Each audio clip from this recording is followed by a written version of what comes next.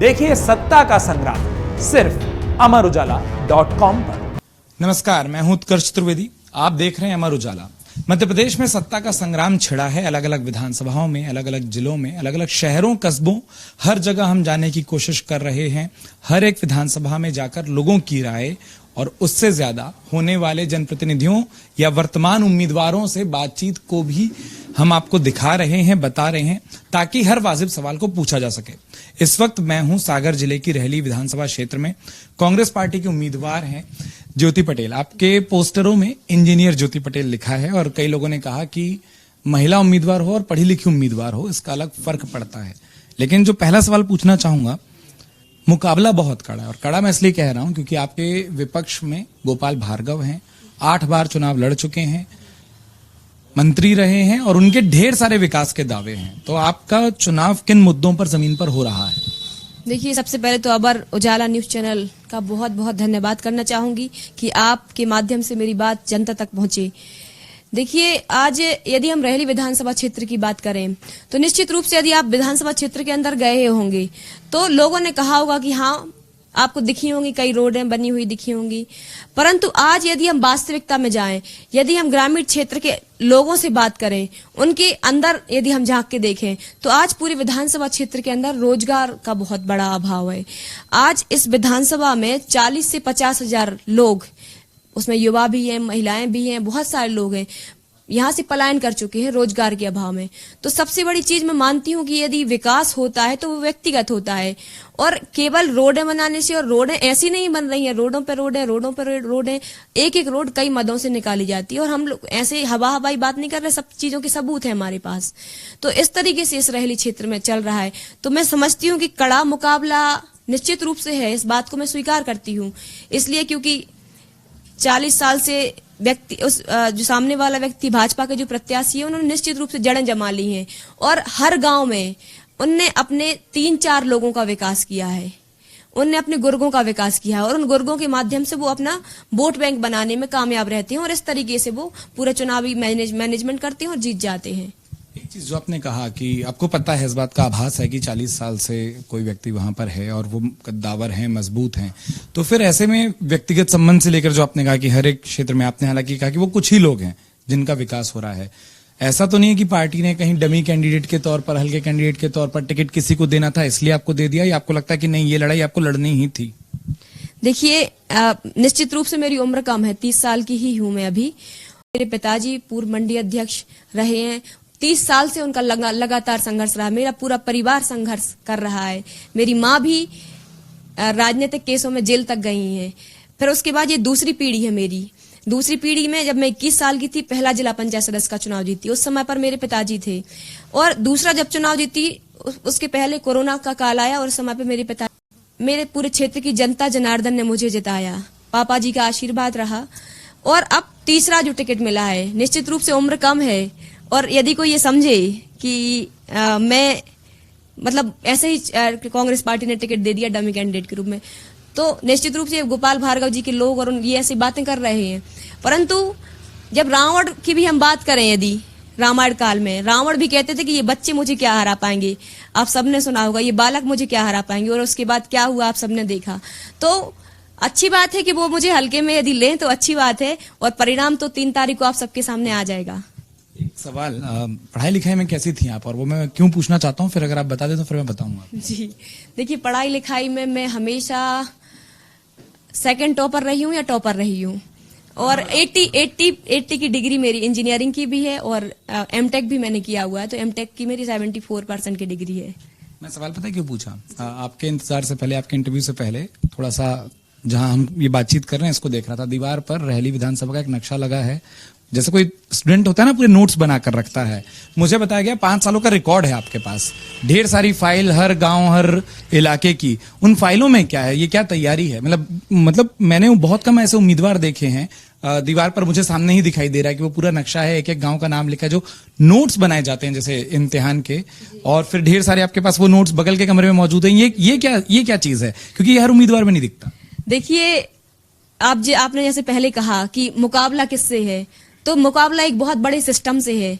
लोगों में उनकी छवि नहीं है, लोगों में उनका नेटवर्क नहीं है, परंतु उनका जो सिस्टम है वो मजबूत है। उस सिस्टम से लड़ने के लिए हमें अपना सिस्टम डेवलप करना पड़ा, और ये केवल 5 साल की तैयारी नहीं है, कई वर्षों की तैयारी है। मुझे मेरे पिताजी कई वर्षों तक मेहनत करते रहे, और अभी मैं 10 साल से लगातार मेहनत कर रही हूँ, उसके बाद मुझे टिकट मिला। 10 साल से मेरी लगातार तैयारी है।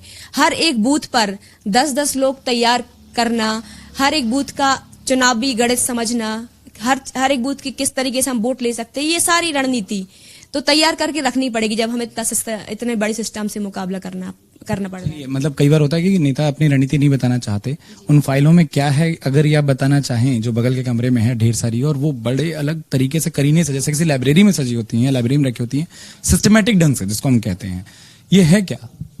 देखिए, अब ये तो 3 तारीख को पता चलेगा कि उन फाइलों में क्या है। उन फाइलों का राज तो 3 तारीख को ही खुलेगा।